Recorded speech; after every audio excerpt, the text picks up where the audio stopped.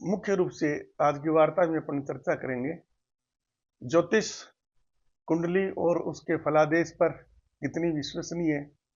फिर हम चारों युगों की बात करेंगे और अंत में कल के अवतार की बात करेंगे।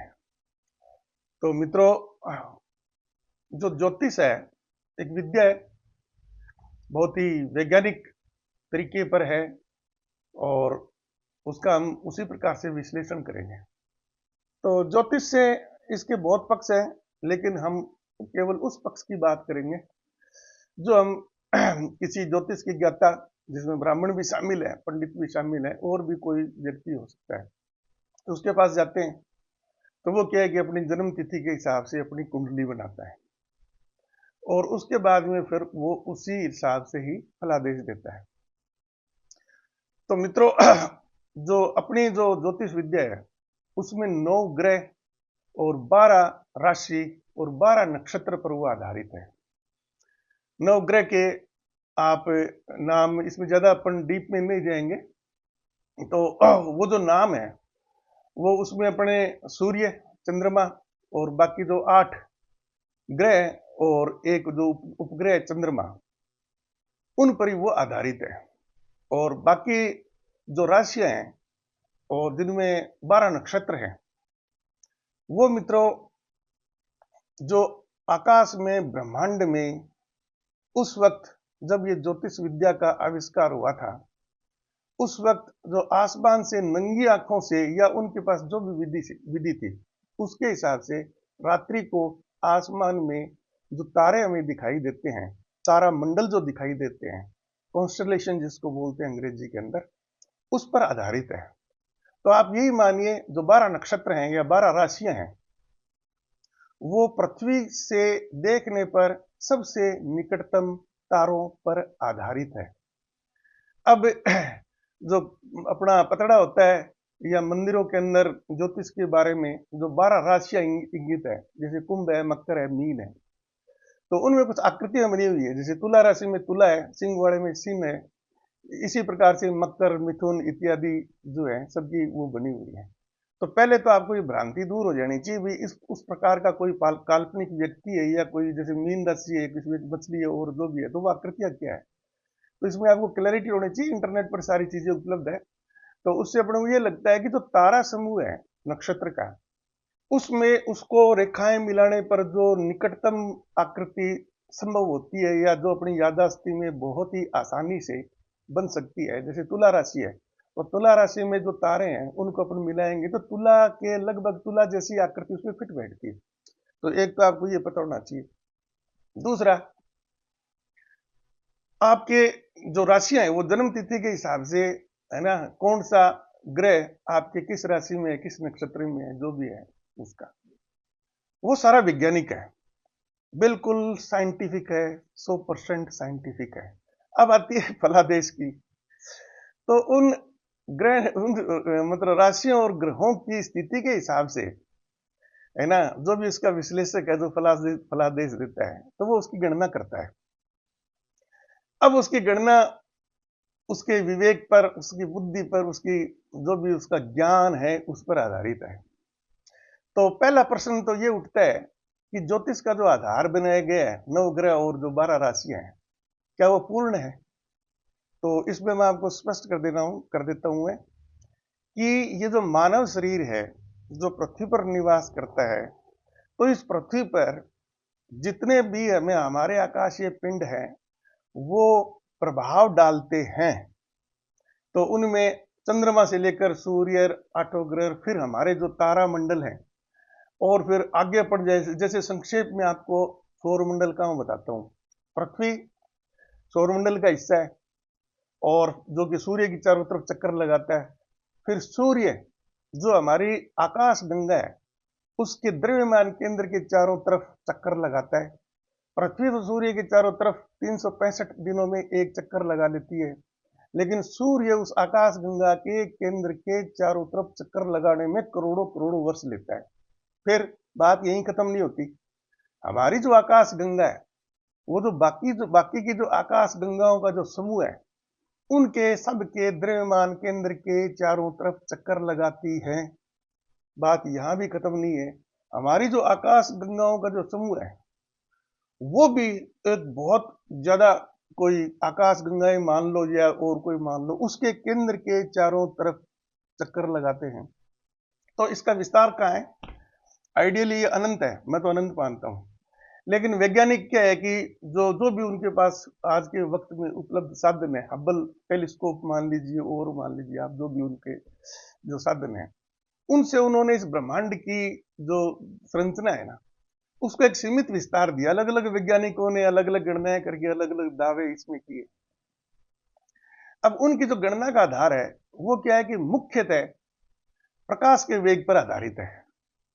तो लाइट ईयर बोलते हैं उसको। उसका मतलब अभी प्रकाश एक साल में जितनी दूरी तय करता है, उस दूरी को एक लाइट ईयर यानी एक प्रकाश वर्ष कहते हैं। अब क्योंकि प्रकाश का जो वेग है वो आइंस्टीन ने उसको स्थिरांक बना दिया कि भी निर्वात में इसका जो वेग है वो 3.8 गुणा में 10⁸ मीटर प्रति सेकंड है। तो पहले तो क्या है कि आइंस्टीन की थ्योरी ही पूर्णतः सही नहीं है, उसमें बहुत कमी है। तो उसके आधार पर जैसे कि मान लीजिए अपनी जो निकटतम आकाश गंगा है, उससे उसके केंद्र से पृथ्वी की दूरी है वो बिलियंस, आप ये मान लो अरबों लाइट ईयर, अरबों प्रकाश वर्ष उसका केंद्र दूर है। ये तो अपने पहली जो सबसे छोटी संरचना है आकाशीय पिंड की बात की, फिर वो भी उसके आगे क्या नाम, और बड़ा जो समूह है उसके द्रव्यमान केंद्र के चक्कर लगाते, फिर इस प्रकार से अनंत है। और ये तो पृथ्वी से सूर्य के बीच की जो दूरी है उसको अपन किस प्रकार से गणना करते हैं, क्योंकि सूर्य से पृथ्वी तक पहुंचने वाला प्रकाश है वो 8 मिनट में पहुंचता है। तो उसके हिसाब से गणना कर लेते हैं, तो जो भी उसका किलोमीटर में आता है, करोड़ों अरबों जो भी किलोमीटर है। तो पहली बात तो ये है कि हम किससे प्रभावित होते हैं? हम संपूर्ण ब्रह्मांड से प्रभावित होते हैं, संपूर्ण ब्रह्मांड से। फिर समुद्र में जैसे कि ज्वार भाटा आता है, तो ज्वार भाटा जो हमारे सबसे ज्यादा प्रभावी जो आकाशीय पिंड है निकटतम, चंद्रमा है और सूर्य है, उनके आधार पर ज्वार भाटा समुद्र में उत्पन्न होता है। ज्वार में मतलब समुद्र के किनारे पर आपको उफान जल स्तर बढ़ा हुआ दिखाई देगा और भाटा में वो नीचे जाता है। ये ज्योग्राफिक चीजें आप लोगों की सबकी पड़ी हुई है।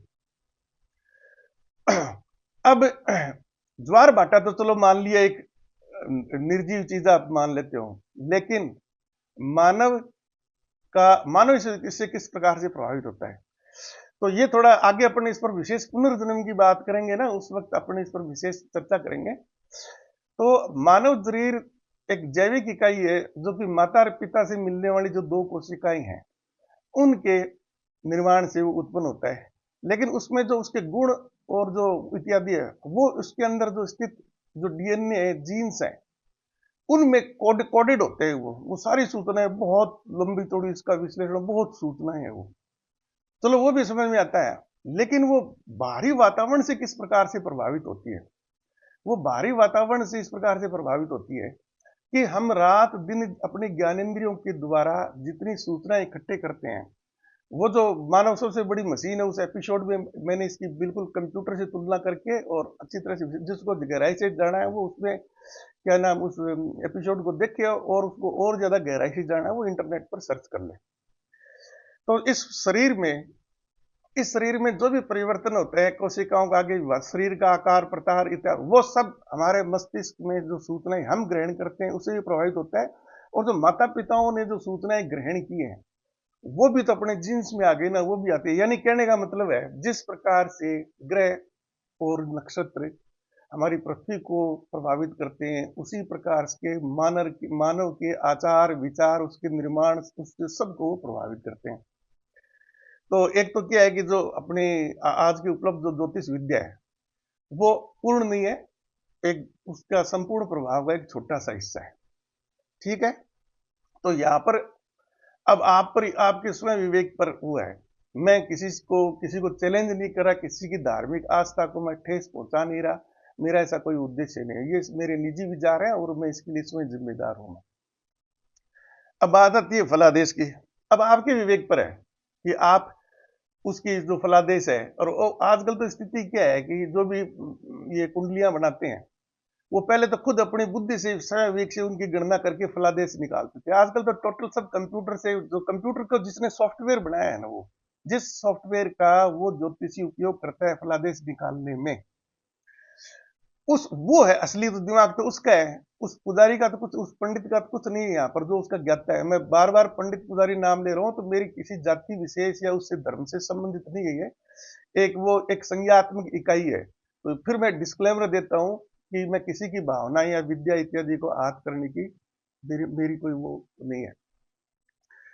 तो अब आपको कि विश्वास है, आप उसको पूर्णतः से भी मान सकते हैं, नहीं भी मान सकते हैं। मेरा व्यक्तिगत जीवन है, उसमें मैंने कभी भी इन चीजों पर विश्वास नहीं किया, क्योंकि मुझे पता है कि संपूर्ण ब्रह्मांड का जो हम पर प्रभाव, तो उस ज्योतिषी यानी जो भी व्यक्ति है, उसका उसका जो फलादेश है, अब वो कितना विश्वसनीय है ये आप पर निर्भर करता है।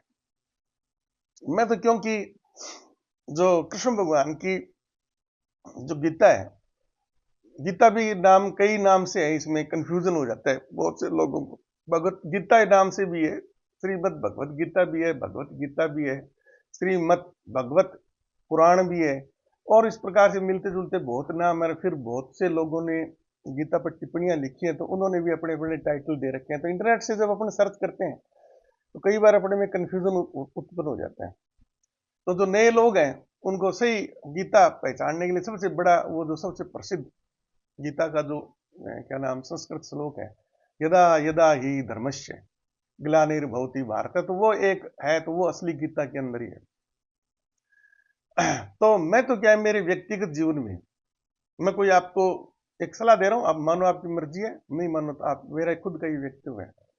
मैं तो अपना जो इष्ट है राधे रानी, उसको मैं स्मरण करता हूं, और उसको बोलता भी जिस काम के लिए मैं निकला हूं, तो मेरे पर कृपा रखना ताकि वो काम सफल होए। आगे कर्मण्यवाधिकारस्ते मां फलेषु कदाचन जो अपना है, तो भाई जो कितना कर्म मेरे हिसाब से मेरे को फल मिलना था वो मिल गया, और उसमें मैं तो हूँ संतुष्ट। तो जो व्यक्तिगत जीवन से मेरे परिचित हैं, और आप भी नीचे वीडियो के कमेंट में जरूर लिखें इसमें, कभी जयसिंह जी के जो निजी परिचित व्यक्ति है ना, वह कमेंट में हमें बताएं कि क्या जयसिंह जी बोल रहे हैं वो सही है अपने व्यक्तिगत जीवन में, तो आपको वहां से तसल्ली हो जाएगी। तो एक छोटा सा उदाहरण देता हूँ। जैसे अब मैंने बच्चों की शादियां की थी, तो डॉक्टर की जो लड़का है उसकी मैंने शादी की थी, जो रिश्तेदार थे, तो उन्होंने पूछा भी कि आप मुहूर्त वूर्त निकलवा लो, और वो क्या नाम जो भी है, पहले तो बोले जी जन्म कुंडली वो गुण वगैरह मिलान कर लो। तो मैंने उनको बोला जी हमारी तो जन्म कुंडली हमारी तो मिली हुई है, और मुहूर्त वूर्त भी है ना, आपको आप देखो, आप अपनी तसल्ली कर लो। और मेरा उनको बोलना इस बात पर आधारित था कि ज्योतिषी चाहे आज के समय हो, चाहे भगवान रामचंद्र जी के समय हो, चाहे कृष्ण भगवान जी के समय हो, जब ज्योतिष शास्त्र में हमें पता लग रहा है अभी 12 नक्षत्र और 9 जो 12 राशियां और जो 9 ग्रह, उस पर आधारित गणना है। जबकि मानव शरीर तो जो पूरा ब्रह्मांड है उससे प्रभावित होता है। इस पर भी मैं आपको एक साइंटिफिक वो दूंगा। एक बहुत ही प्रसिद्ध वैज्ञानिक है, उन्होंने ये दावा किया था कि मेरी अंगुली हिलाने से पूरा ब्रह्मांड विचलित होता है। तो उनका जो ये बात है वो बिल्कुल साइंटिफिकली प्रूव्ड है। वो इसलिए प्रूव्ड है कि आप अंगुली हिलाएं तो कोई भी पिंड है उसके बीच में, आपकी अंगुली की के बीच में जो दूरी है ना, वो परिवर्तित होती है। उदाहरण के लिए मैंने अपने हाथ से 1 फुट दूर मैंने अंगुली कर दी, तो जो भी दूसरा ग्रह वगैरह है, जो जो गुरुत्व, जैसे चंद्रमा ही है, तो चंद्रमा के बीच में और मेरी अंगुली के बीच में 1 फुट जगह कमी हो गई। और जो गुरुत्वाकर्षण का सिद्धांत सब आप जानते हैं, है ना, उसका जो फार्मूला है F=G m1m2 divided by r square. तो रिलेटिव दूरी परिवर्तित होने से वो गुरुत्वाकर्षण बल प्रभावित हो गया। और बल जब प्रभावित होता है तो उसमें क्या है कि एक्सेलरेशन आता है, यानी वो पिंड हिलेंगे। वो जब एक पिंड हिलता है तो बाकी सबके बीच में दूरियां परिवर्तित हो रही है, पूरा ब्रह्मांड उससे वैसे कहे तो डिस्टर्ब होता है। लेकिन वो डिस्टर्बेंस इतनी कम है, इतनी कम है, इतनी कम है, इतनी कम है कि आप उसको लगभग शून्य मान सकते हैं। शून्य तो नहीं है, लगभग शून्य। तो जब मेरे को इस तरह का ज्ञान है, तो मैंने कहा भाई हम तो इस चीज पर विश्वास करते नहीं। तो उन्होंने जो भी मुहूर्त वगैरह निकलवाया, अपन ने उसी हिसाब से बात कर ली। अब बाकी आप पर है, आप इसको कितना मानते हो। और इसके वो देखो बात वो 14 कला अवतार थे कृष्ण भगवान, रामचंद्र जी। तो उनको तो मैं कोई किसी को भी मैं चैलेंज नहीं कर रहा, लेकिन जो भी उनके राज तिलक का भी मूर्ति निकलवाया था, जो उनके कुल गुरु थे वशिष्ठ, उनकी शादी का भी मूर्ति निकलवाया था, सब मूर्ति से काम हुए थे। और उनका राज तिलक हुआ, उनकी शादी भी हुई माता सीता के साथ में।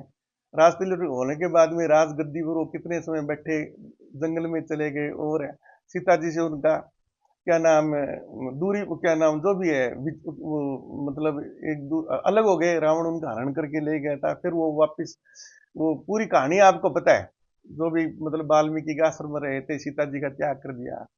तो अगर आप उस प्रकार का मुहूर्त आप देखते हो, जो फलादेश था वो कितना सही है, तो वो आपके विवेक पर है, आपकी बुद्धि पर है। मैं किसी भी आस्था को मैं चैलेंज नहीं कर रहा। मैं तो कुल मिला के बात यही है कि ये तो है जन्म कुंडली और शास्त्र की बात। अब अपन आगे थोड़ा दूसरे टॉपिक पर चलते हैं। ये जो 4 युग है अपने, सबको पता है। सतयुग है, सतयुग के बाद में क्या नाम त्रेता है, फिर द्वापर और अभी कलयुग चल रहा है। और इन चारों युगों में कौन सा युग सर्वश्रेष्ठ है, इसमें सबके अपने अपने मत हैं। और मैंने इसका जो विश्लेषण किया है, वो मेरा व्यक्तिगत विश्लेषण ये है, गीता के अनुसार कृष्ण भगवान ने अपने उद्देश्यों में ईश्वर से मिलने के कई योग बताए हैं। उसमें 15-16 योग है, जो भी है।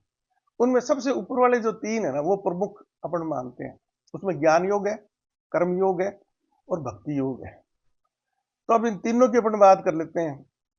भक्ति योग सबसे पहले ज्यादा प्रचलित है, सबसे एक बार आसान लगता है, हाथ जोड़ के भगवान से भक्ति करनी है, भजन कीर्तन हरि कीर्तन करने हैं, मंदिरों में जाना है, पूजा पाठ करनी है, जो भी आपके धर्मस्थल है। तो भक्ति योग में जब उसको अपन पूरी गहराई से देखते हैं, तो मेरे हिसाब से परमात्मा के सबसे बड़े जो भक्त हुए हैं, है ना, उसमें सर्वप्रीत है श्री राधा रानी। वो कृष्ण की सखी थी, मित्र, और उनका कृष्ण कृष्ण भगवान में अटूट श्रद्धा, अटूट श्रद्धा जिसकी कोई सीमा नहीं है। तो सबसे बड़े भक्त हुए हैं। और इसका प्रमाण आप देखते हैं, मंदिरों में सब जगह आपको राधा कृष्ण की मूर्तियां मिलेंगी। कृष्ण जी की जो ब्याता पत्नी थी रुक्मिणी थी पटरानी, बाकी और उनकी जो जितनी भी पत्नियां हैं, वो शास्त्रों के हिसाब से, अपन कोई गणना लेके यहाँ पर विवेचन करने के लिए नहीं बैठे वो। और बाद में अपने युग में जैसे अपन देखते हैं, तो मीरा भक्ति योग की अच्छी प्रसिद्ध रही है। और बाकी और लोकल भी जैसे कर्माबाई है और इत्यादि। तो मैंने उसको नहीं चुना क्योंकि वो मेरे बस का नहीं था। दूसरा है कर्मयोग। कर्मयोग का कृष्ण भगवान ने काफी अच्छा विश्लेषण किया है। उसमें निष्काम कर्म का सबसे बड़ा आख्यान दिया था उन्होंने अर्जुन को, और अर्जुन ने फिर उसको कितना उन्होंने वो किया नहीं किया, इसका भी टॉपिक आएगा, तब अपन बात करेंगे। और आदर्श रूप में कर्मयोग, है ना, तो सबसे बड़ा उदाहरण तो कृष्ण भगवान है। 16 कला संपन्न उनको अवतार मानते हैं, पूर्ण अवतार। वो तो ज्ञान योग और सबके पूर्ण थे वो। तो वहां तो कोई किंतु परंतु नहीं है। लेकिन अपन आदमियों की तरफ लौटे तो उसके बाद में 14 कला से रामचंद्र जी का क्या नाम अवतार आप मान सकते हैं। वही कर्म योग के सबसे बड़े मानने वाले वो थे। रामचंद्र जी का जो जीवन चरित्र है, आप थोड़ा सा गौर से देखेंगे तो रामचंद्र जी के जीवन चरित्र के बारे में अपने 2 प्रमुख ऑथेंटिक ग्रंथ अपने को मिलते हैं। एक तो वाल्मीकि, ऋषि वाल्मीकि की जो है रामायणम, रामायणनम, और उसके बाद में रामचरितमानस है, क्या नाम, गोस्वामी तुलसीदास जी की। और दोनों ही काव्य है, दोनों को अपन महाकाव्य बोल सकते हैं। लेकिन वाल्मीकि जी की बड़ा बहुत ज्यादा प्रसिद्ध महाकाव्य है, काव्य रूप में है वो, गीत के रूप में है वो, इस प्रकार से। तो उसमें कृष्ण भगवान की तरह रामचंद्र जी ने कभी भी उपदेश नहीं दिया था, कभी उपदेश नहीं दिया था उन्होंने। उन्होंने अपने जीवन जिया, उससे सीख लो, किसी को सीखना है तो, इसीलिए उसको उनका मर्यादा पुरुषोत्तम बोलते हैं। यानी आदर्श रूप में किसी व्यक्ति की क्या मर्यादा होना चाहिए, और वो पुत्र भी थे, वो पिता भी थे अपने संतानों के, वो एक पति भी थे, वो एक राजा भी थे। तो उनका जिस प्रकार से उन्होंने पूरे अपने जीवन में निर्वहन किया है, वो कर्मयोग का अपन बहुत अच्छा उदाहरण मान सकते हैं।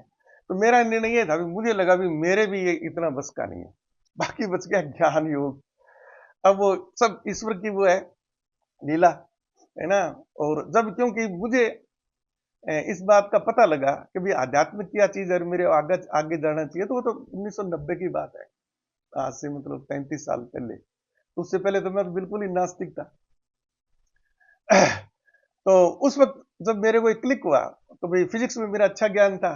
और थोड़ा फिर मैंने जब वो मेरा एग्जाम था संपूर्ण होने के बाद में, उसमें सफलता ही मिल गई थी, लेकिन मैं अपने व्यवहार क्या नाम जीवन के उसको व्यवसाय के रूप में मैंने उसको पसंद नहीं किया चुनना, मैंने अपने अध्ययन अध्यापन में ही रुचि ली।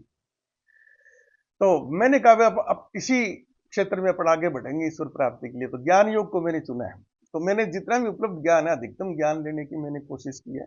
और इसीलिए मेरी जो क्या नाम यात्रा है ये, इस यात्रा में इसलिए मैंने अभी तक ये डिक्लेयर किया है, घोषणा की है कि मेरा ईश्वर से साक्षात्कार हो चुका है। ईश्वर की प्राप्ति नहीं की मैंने, आत्मसात नहीं हुआ, आत्मसात तो मोक्ष हो जाएगा। तो अब आप पर है कि आप इस मार्ग को किस प्रकार से वो चलना चाहते हैं, उस मार्ग पर अपन आगे बढ़ना चाहते हैं। अब तीसरी बात आ जाती है, जो अपने चारों युगों में जो अवतार हुए हैं, तो सतयुग में अवतार हुए, अभी जो कल के अवतार की जिसकी अपन चर्चा करते हैं, पुराणों के हिसाब से विष्णु भगवान का 10वां अवतार होना चाहिए। तो 14 कला अवतार थे रामचंद्र जी। उन्होंने क्या चमत्कार दिखाए हैं। अवतारों को क्या है कि आम पुरुष और सभी है ना चमत्कार के द्वारा मानते हैं कि जो सिद्ध पुरुष है ना वो चमत्कार दिखाता है।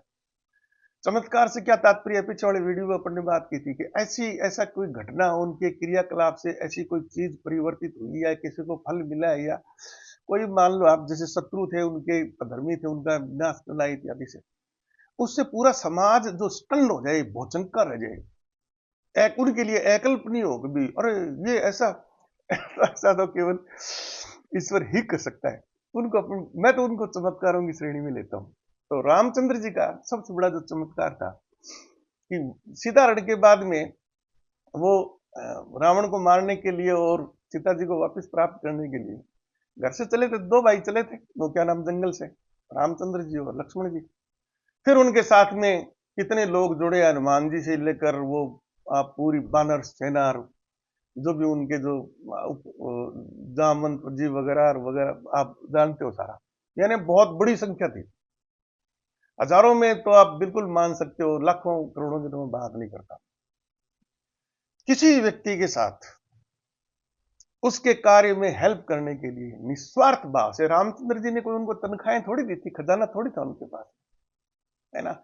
और इस स्तर तक उनके साथ में वो उसके साथ उनके साथ जुड़ गए थे कि भाई युद्ध में तो जाना है तो मरने मारने वाली बात है। लेकिन रामचंद्र जी की एक सीमा थी। रामचंद्र जी केवल अपनी सेना को एक वो मतलब उनको प्रभावित कर पाए थे, है ना। रावण को वो प्रभावित नहीं कर पाए थे। रावण तो उनको तो मृत्यु के कोई द्वारा ही उनको सल्टाना पड़ा, वरना तो कभी भी वो समझौता हो जाता। तो एक सीमित था उनका प्रभाव, चमत्कार। फिर भी वो 14 कला अवतार है। अब आ जाते हैं कृष्ण भगवान पर, जो 16 कला अवतार है। और रामचंद्र भगवान ने कभी भी ईश्वर होने का या ईश्वर का अंश होने का कभी दावा नहीं किया, आपको ये ध्यान रखना चाहिए।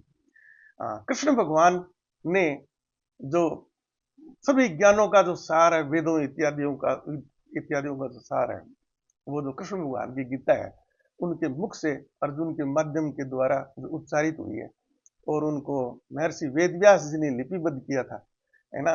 वो आधुनिक आज के युग में ना वो ज्ञान की उच्चतम सीमा है मेरे हिसाब से।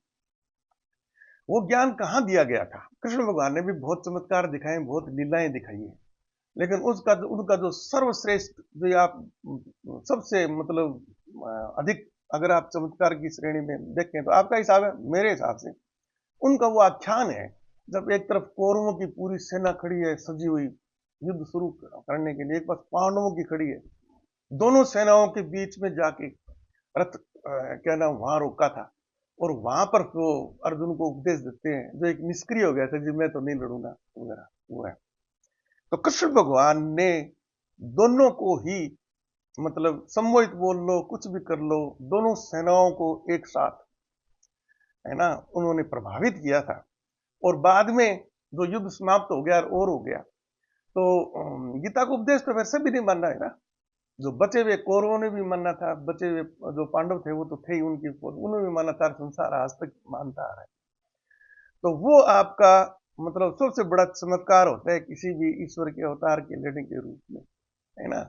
अब बात आती है आगे अपने कल के अवतार की। तो कलयुग है ना।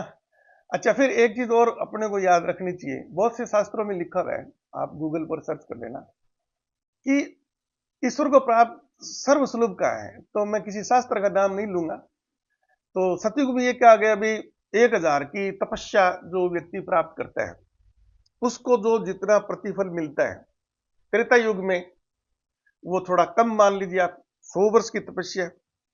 द्वापर में वो थोड़ा और कम मान लीजिए, 10 वर्ष की मान लीजिए।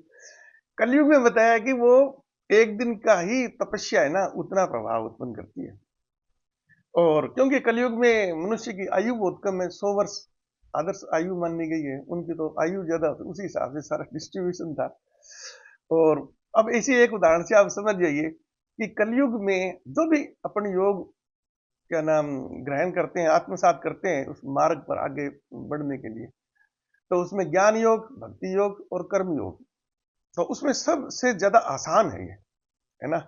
और मैंने ज्ञान योग को क्यों चुना, भक्ति योग में क्या है कि आप कैसे उसको ग्रहण करते हो, उच्चतम सीमा तक जाने के लिए आपको संतों साधु संतों के पास जाना पड़ेगा, और वो जो भी है। ज्ञान योग में आज तो ये इंटरनेट मोबाइल आपके हाथ में है, आप अगर सीखना चाहें तो कोई जरूरी नहीं है कि कोई आज भौतिक विज्ञान या गणित या किसी ने नहीं पढ़ी और उसको जरूरत हो, तो फट से अपना इंटरनेट से वो भौतिक विज्ञान की क्लासें भी मिल जाएंगी, संस्कृत की भी क्लासें मिल जाएंगी, सब मिल जाती है। तो ज्ञान योग आज सबसे ज्यादा सर्वसुलभ है। और आप ये मानिए कि ये एक मानव प्रकृति है। कोई भी आदमी जब बात बोलता है ना, कोई उपदेश देता है या कोई पाठ पढ़ाता है या इस प्रकार की कोई बात करता है, तो हर आदमी का मानव स्वभाव ही संकल्लु है। वो उस पर तभी विश्वास करता है जब उसको किसी भी प्रमाण के द्वारा ये हो जाए कि आदमी सही बोल रहा है या सही कर रहा है इसने जो किया है। तो उन प्रमाणों की जांच करने के लिए पहले इतने साधन नहीं थे, ठीक है ना। आज तो साधन है, सारी चीज साधन है। अब पहला प्रश्न क्या नाम है, जैसे यही उठता है, बहुत से लोग करते हैं प्रश्न, जो इन पर नास्तिक है या अपने जो पुराण वेद पुराण इन पर विश्वास में, वो कहते हैं यार ये कैसे संभव हो जाता है, वो इतने दोनों तरफ हजारों लाखों की भीड़ थी, सेनाओं के बीच में कृष्ण भगवान, वहां पर एक व्यक्ति तो बोल रहा है, कितने जोर की आवाज होगी। और अर्जुन को उन्होंने उपदेश दिया, खुद उन्होंने अपने हाथ से कोई किताब लिखी। और वेद व्यास जी जहां भी उनके ऋषि मुनि के आश्रम थे वहां पर वो क्या नाम वो थे, और क्या नाम तो उनके पास वो कैसे पहुंच गए, नहीं तो संभव नहीं है। वो उस वक्त ये निर्णय सुनाते वक्त ये सोचते नहीं है कि उनके हाथ में मोबाइल है, सारी चीजें वो देख रहे हैं, लेकिन कभी उन्होंने गौर करने की कोशिश नहीं की कि ये जो तुम टेक्नोलॉजी यूज कर रहे हो इसका तुम्हें ज्ञान है क्या, नहीं है ना। आपने बाजार से खरीदा मोबाइल और जो भी है आपने बता दिया, उसका ज्ञान आप प्राप्त करोगे, है ना। जैसे मैंने किया हुआ है, मैं जानता हूं कि अभी मैं जो वीडियो रिकॉर्ड कर रहा हूं, तो मेरे मुंह से जो ध्वनि उत्पन्न हो रही है, कैसे वो इलेक्ट्रिकल सिग्नल में चेंज होगी, कैसे वो सॉफ्टवेयर में रिकॉर्ड होगी, फिर वो बाकायदा एयर हो जाएगी यूट्यूब पर जाकर, पूरी पृथ्वी क्या पूरे ब्रह्मांड के अंदर कोई भी सिग्नल को कैच करेगा और उसको देख सकता है, आंखों के सामने है। उस प्रमाण पर अपन गौर नहीं करते हैं, है ना। तो थोड़ा सा ये जो आवरण चढ़ा हुआ है ना अपने दिमाग में, जो चारों तरफ से जो नेगेटिव सूचनाएं अपने दिमाग में भरी पड़ी है, इसी को तो कृष्ण भगवान ने माया बोला है, इंद्रजाल बोला है, जो भी है ना, ये एक भ्रम। इसको जितना अपन हटाएंगे ना उतनी अपनी दृष्टि क्लियर होती जाएगी, चीजों को बहुत जल्दी अपने समझना शुरू कर देंगे।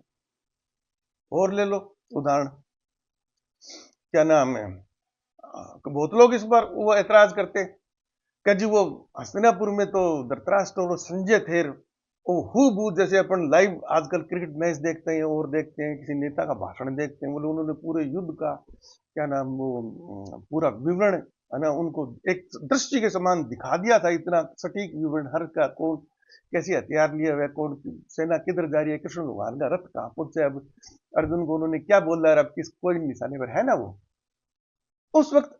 ये देखो आप, आश्चर्य की बात ये है, इस युग के अंदर बड़े बड़े प्रकांड विद्वान, बड़े बड़े, मैं किसी व्यक्ति का नाम नहीं ले रहा मैं, जो अपने आप को बहुत सिद्ध मानते हैं और मेरे जैसे कपड़े पहने हुए मिलेंगे आपको, और वो भाषण देते हुए मिलेंगे, और उनमें भी तर्क वितर्क में बोलता है कि ये कौन है, बहुत से सब प्रकार की अपने इनमें आगे चलती है, ये तो कैसे हो सकता है। उस वक्त ये भूल जाते हैं। और आप वीडियो कॉल करते हो, रोज आश्रम के लोगों से बात करते हो या अपने परिवार से बात करते हो, अमेरिका में बात करोगे, कमाल है। इस कलयुग में आपके हाथ में दे रखा है।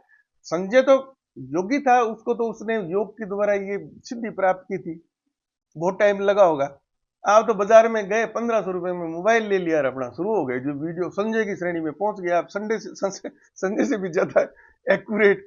संजय तो बेचारा शब्दों से वर्णन करके धृतराष्ट्र जी को समझा रहा था, तब उनको पता लग रहा था युद्ध क्षेत्र में क्या हो रहा है। आप तो उसी वक्त लाइव किसी को दूसरे को भी जोड़ सकते हैं, लाइव क्रिकेट मैच, तू मैं भी देख रहा हूँ, तू भी जोड़। इतने स्पष्ट प्रमाण भरे पड़े हैं, फिर भी क्या है कि अपन वो माया जाल है, वो उसके हिसाब से वो विश्वास नहीं कर पाते, और वो नेगेटिव जो अपने दिमाग में भरा हुआ है कचरा, तो तभी अपने को विश्वास नहीं होता। तो ज्यादा वीडियो में लंबा नहीं करेंगे। तो अब आती है बात कल की उतार में। तो मित्रों, कल ही कुंभ की पूर्णाहुति हुई है ना, और अब दुनिया भर की रिपोर्टिंग चल रही है चैनल्स वगैरह में, है ना। तो मेरे हिसाब से मैं केवल अपना गणना करता हूं इसमें, इन 45 दिनों में दुनिया के इंटरनेट पर सर्वाधिक सर्च होने वाला जो इवेंट है ना, वो महाकुंभ है, ये जो अभी हुआ था। और इससे कितने लोग प्रभावित हुए हैं, कितने लोग प्रभावित हुए हैं। तो वो जनसंख्या के आंकड़ा वगैरह गणना लोग बताते हैं, 190 देशों की जितनी जनसंख्या है, उतनी जनसंख्या प्रयागराज में स्नान करके चलेगी। और कुंभ क्षेत्र जो मेला क्षेत्र है, उसको एक मतलब सिटी घोषित किया था योगी जी ने, और पूरे बड़े शहर के लिए ना एक जिले के हिसाब से उसकी पूरी यूनिट बनाई थी। उस कुंभ क्षेत्र में जो भी 60-65 आगे 70 तक पहुंचने वाली है संभावना है इसकी, जो करोड़ जो लोग इकट्ठे हुए थे ना, वो जो जनसंख्या है ना, वो जो जनसंख्या है, वो third biggest in the world. दुनिया में दो जो सबसे बड़े देश है, उनकी जनसंख्या है ना, उसके बाद में तीसरा नंबर महाकुंभ में है, जो 65 करोड़ तो ऑन रिकॉर्ड आ गया है। अमेरिका की तो 35 करोड़ ही है, उसके बाद में रूस आता है, और बाद में सबको मिला मिलू दो, अब इधर पाकिस्तान की 22 है, उधर 17-18 के करीब इसकी हुआ है, क्या नाम, बांग्लादेश की है। तो अच्छा, फिर भीड़ तो कोई भी इकट्ठी कर लेता है, भीड़ तो कोई भी नेता लोग है उनके भी जाते हैं, और भी कोई साधारण जो मेले लगते हैं, पशु मेला लगा और लोग वहां पर भी लोग हो जाते हैं। लेकिन वो किसी एक भावना से केंद्रित नहीं थे। वो वहां पर क्या है कि छीना झपटी भी हो जाती है, लूट खसोट भी होती है, रेडी वालों को लूट लेते हैं और जेब काट लेते हैं वगैरह वगैरह, क्या होते हैं। किसी एक पवित्र भावना के साथ में इतनी बड़ी संख्या में एक जगह पर लोगों का इकट्ठा होना, इस प्रकार की कोई घटना वहां पर नहीं थी। कोई झगड़ा कर रहा है, सब खुश थे, कोई विवाद वगैरह छोटी मोटी बाकी चीजें हैं, लेकिन जो नैतिक काम है ना, वो सबसे कम कुंभ मेले में हुए। ये एक घटना है जो कि एक सांस्कृतिक पुनर्जागरण, यानी धार्मिक आस्था से वशीभूत होकर लोग वहां गए थे। वहां पर कोई बहुत बड़ा फेस्टिवल या माइकल जैक्सन का वो कंसर्ट नहीं चल रहा था कि लोग मनोरंजन के लिए गए थे। वहां पर जो मेन अट्रैक्शन था ना, वो किसी नेता वेता या सेलिब्रिटी को देखने के लिए लोग दे गए थे। मेन अट्रैक्शन उनका कुंभ में त्रिवेणी में संगम घाट में स्नान करना था, सबसे बड़ा टारगेट। वहां से जो वो फारिग हो गए ना, उसके बाद में उनको सूझ जाए भाई चलो अपन जो अखाड़े लगे हैं उनके भी दर्शन कर ले, कोई साधु संत आए उनसे मिल ले, और इस प्रकार से। तो मेरे लिए ना मानव इतिहास में जो सबसे बड़ी मानव समुदाय, तो मानव समुदाय तो इतना रामचंद्र जी के टाइम में नहीं था, ये तो हिस्ट्री है पूरी, कृष्ण भगवान के टाइम में भी नहीं था। मानव समुदाय तो आज मतलब करीब 5 अरब के लगभग जनसंख्या इस पृथ्वी पर बोझ बन के बैठी हुई है। उसमें एक साथ किसी घटना से जो प्रभावित हुई जन समुदाय है, ठीक है ना, तो वो जो भी कुंभ में आपने देखा है ना, जो जनसंख्या आई है, 170 देशों से लोग आए हैं, 170 देशों से। वो सबसे बड़ी घटना। तो ये मेरे लिए ना, ये स्टनिंग है, अचंभित करने वाली घटना है मेरे हिसाब से। मेरे हिसाब से तो कल की अवतार हो चुका है। अगर नहीं हुआ है ना तो बहुत निकटवर्ती है। अवतार आने से पहले भी क्या है कि घटनाएं वो क्या नाम हो जाती है शुरू, चमत्कार पहले से शुरू हो जाते हैं। अपने को जो अवतार हुए उनसे पहले पता लग जाता है। बहुत वो अपने धर्म ग्रंथों में, साहित्य में भरा पड़ा है। तो बहुत, या तो कल कल के अवतार हो चुका है और या बहुत जल्दी होने वाला है। अब देखो, अपनी अपनी आस्था है, ठीक है ना। और मेरी जो आस्था है उसके हिसाब से भी मेरा लालच, मान लीजिए, मैं तो ये चाहूंगा यार मेरे जीवन काल में कल के अवतार हो जाए और उनको अपन साक्षात दर्शन कर ले। तो मेरी ईश्वर से प्रार्थना यही है कि ईश्वर, है ना, कल की अवतार मेरे जीवन काल में कभी भी हो जाए, मैं उसको देखना, तो हो गया तो बहुत बड़ी बात है। तीसरी चीज, अंतिम, ये अवतार जब भी हुए ना, तो अवतार अकेला अवतरण नहीं लेते वो। जैसे रामचंद्र जी का अपन दो ही उदाहरण लेंगे। रामचंद्र जी का है, तो रामचंद्र जी साथ में भ्राता लक्ष्मण जी को साथ लेके आए थे। साथ जन्म जीवन, जब वो बच्चे थे तब से लेकर मृत्यु तक एक साथ रहे थे, हर सब दुख के अंदर। और फिर हनुमान जी जैसे भगत मिले थे उनको, और बाद में पूरा इनकी जो प्रजा वगैरह मिला मिलू के जो भी उनकी मदद करने वाले, मेन तो मदद वही मान लो आप, जो रावण के साथ युद्ध हुआ था उसमें कितने लोग उनसे जुड़े हुए थे, वो उसी टाइम में तो पैदा हुए थे। ऐसे कृष्ण भगवान का आप देख लो अवतरण के समय, कृष्ण और बलराम दोनों भाई, और बाद में उनके सहायकों के रूप में आप दुनिया भर की लंबी लिस्ट है, सबको मान सकते हो। तो अब फिलहाल जो ये जो बिल्कुल इस पुनर्जागरण का जो मूल कारण है, मूल जो प्रेरक है, जो अभी जो सनातन की जो पूरे संस्कृति का, ये पूरी दुनिया स्टनिंग है इससे। केवल ये नहीं कि हिंदू धर्म से संबंधित ही है, सभी धर्मों से संबंधित लोग इससे जुड़े हुए अचंभित है। सभी राजनीतिक स्तर के जो ऑर्गेनाइजेशन है वो इससे अचंभित है। जो दूसरे धर्मों के लोग हैं, दूसरी आस्थाओं के जो लोग हैं, वो इस बात से प्रभावित हो रहे हैं कि यार ये हिंदू संस्कृति, सनातन धर्म है क्या, कि कमाल है। हमारी अपनी आस्था में तो अन्य किसी में धर्म का नाम नहीं ले रहा, किसी को चैलेंज नहीं कर रहा, किसी आस्था नहीं कर रहा, लेकिन उनमें भी जो सम्मेलन होते हैं या धार्मिक अनुष्ठान में जो लोग इकट्ठे होते हैं ना, बोले अभी तक अपने धर्म में इतना बड़ा कोई भी सम्मेलन नहीं हुआ। जितनी राजनीतिक स्तर है, जैसे मान लो कि यूएस गवर्नमेंट ही मान लो, पाक गवर्नमेंट ही मान लो, है ना, वो भी प्रभावित है। यहाँ कुंभ मेला यहाँ पर लग रहा है, मोदी जी, योगी जी जो सरकारें हैं उनका लेन देन है, उनको क्या प्रॉब्लम, वो कहते हैं हिंदुस्तान 144 करोड़ की जनसंख्या, लगभग 1.5 बिलियन, जो 1.5 अरब जो लोग हैं, वो इतने संगठित हैं। और वो संगठन ही मतलब किसी देश की शक्ति होती है।